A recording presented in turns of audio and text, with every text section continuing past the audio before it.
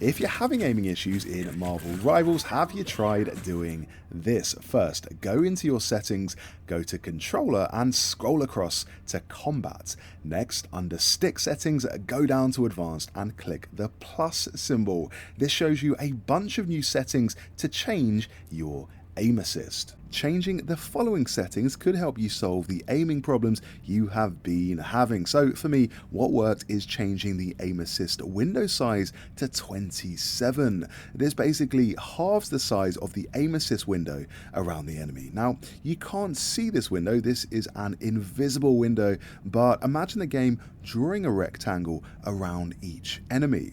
When your cursor or crosshair enters over this box, you have an easier time of hitting them. The trouble is, the game goes too far with this aim assist, and there are a few issues with it that need ironing out. Like, for instance, aim assist can get confused in more hectic firefights because it pulls your aim towards multiple different targets. You can find a good example of this in the practice area, where you can see the camera subtly moving when different enemies pass by.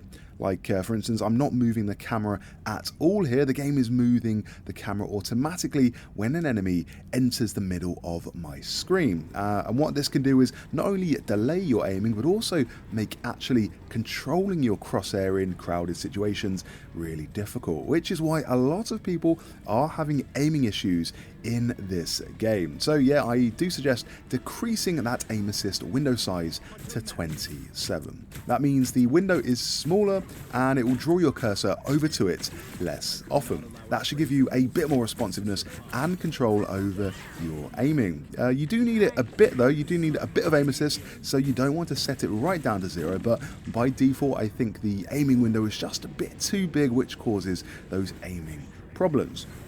There are a few other things you can do besides this to optimize your aiming in Marvel Rivals. Another one is putting aim assist strength on 97. It's not really a massive change, but this makes your aim assist slightly smoother. You're not snapping in and out of aim assist, which can be quite jarring when it's on 100. Another setting you can try to fix any aiming problems you may be having is at the bottom, disable aim assist at max dead zone. Change this to on, so click this to enable it, so you see the tick rather than the cross. Now what this does is reduce the amount of aim assist the game gives you when you move your cursor near the edge of your screen. In other words, when your cursor hits the dead zone of the edge of your screen, aim assist is disabled, which is good because otherwise your aim is just getting pulled in all directions, sometimes by enemies you can't even see. So enable this setting. Now I'm going to tell you the exact values you need to input to get COD style aiming. So if you want the precision of Call of Duty, these are the settings you need to select. But before we get into that, a quick fix that might help you out. Make sure if you're on console to go into your display settings and select Pro Graphics mode. So take it off HFR and onto Pro mode. What this does is give you a higher frame rate. Why would you want a higher frame rate? Well, not only does it make the game smoother and therefore easier on the eye, but because higher frame rates make aim assist less jerky. There's also less of a delay to activate the aim assist. If you think of each frame as a chance for the game to apply aim assist, if you're on say 120 frames per second, that's 120 times a second the game can choose to apply aim assist, so it can pick the exact right time. It can also more gradually ramp into aim assist over the course of those extra frames, rather than, snapping in and out of it, which can be jarring. So, as with any competitive online game, the higher your frame rate, the more precise your controls. If you're on PC, meanwhile, you don't actually get these graphics modes in your display settings, but you do get something more powerful, which is loads of different ways to customize your display settings and get even more frames. So everyone's going to have a different hardware, so it's really hard to give anyone on PC universal settings to stick with, but if you've got an NVIDIA card, you'll definitely want to turn on NVIDIA DLSS, which is under the setting called anti-aliasing and super resolution type. If you're on AMD, choose AMD FSR.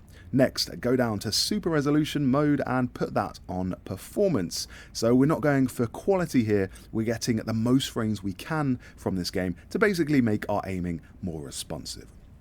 After that, head down to frame generation and turn on NVIDIA DLSS frame generation. Or if you're on an AMD card, AMD FSR3 frame generation. Enabling frame generation gets you a higher FPS, and combined with turning on performance mode as well as DLSS or AMD FSR, that's going to get you the most frames possible. I would recommend trying to hit 120 FPS at a minimum, and if you have to go in and turn down some of the settings which are under the graphics tab below, you may need to do that, but you can check your FPS at any time by turning on the Show FPS button. Okay, now I'll show you how to change your aiming so it resembles Call of Duty. And say what you want about Call of Duty, it has really precise controls. So go down to controller, then go to combat, go down to aim sensitivity curve type. What you want is the dual zone S curve.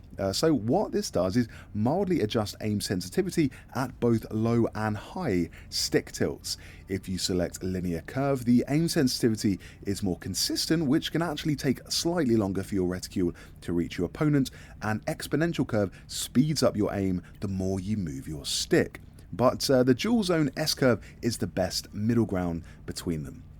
Now, just copy these settings. So you want a custom minimum range on 25, custom maximum range on 50, minimum curve statics 17, and custom maximum dual zone curve on 30.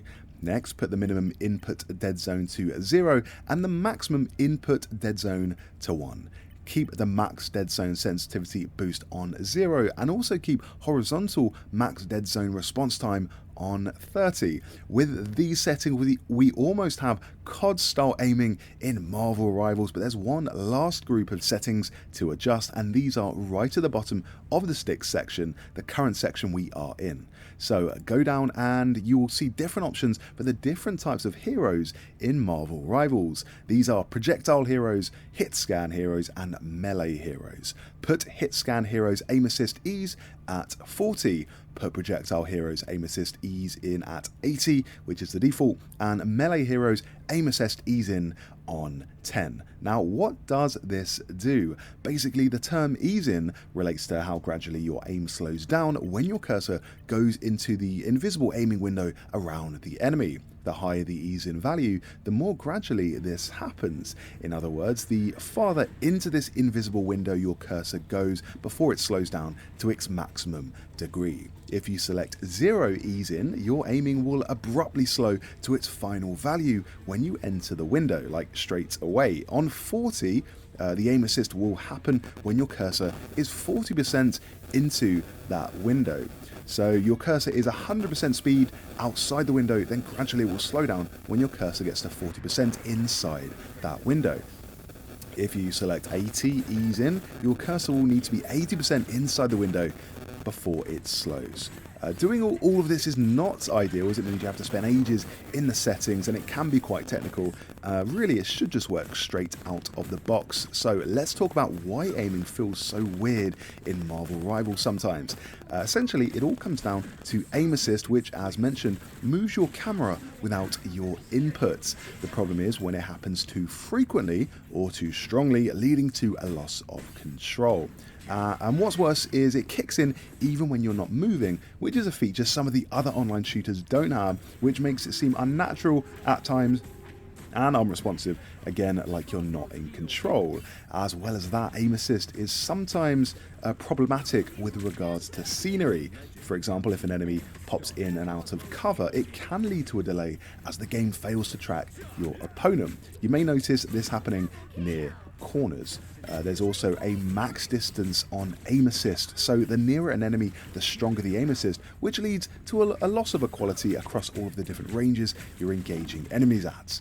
To put it another way, different ranges have different aim feels, so you have to constantly adjust and you know that's not really good. But there is a mistaken belief that PC doesn't actually have aim assist, and that the console version of Marvel Rivals is the only platform to have it, in order to kind of give console players a means to stay competitive with PC players, and also to overcome the limitations of the controller.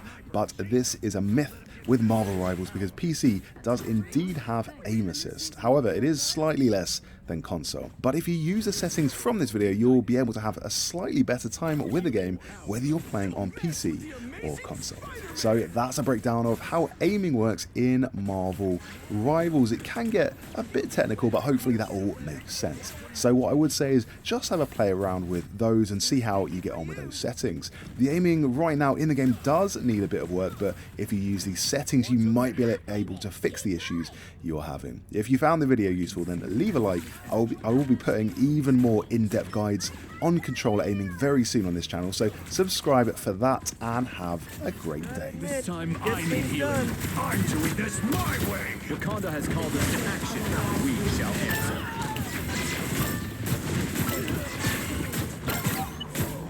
Sister. We are in this together.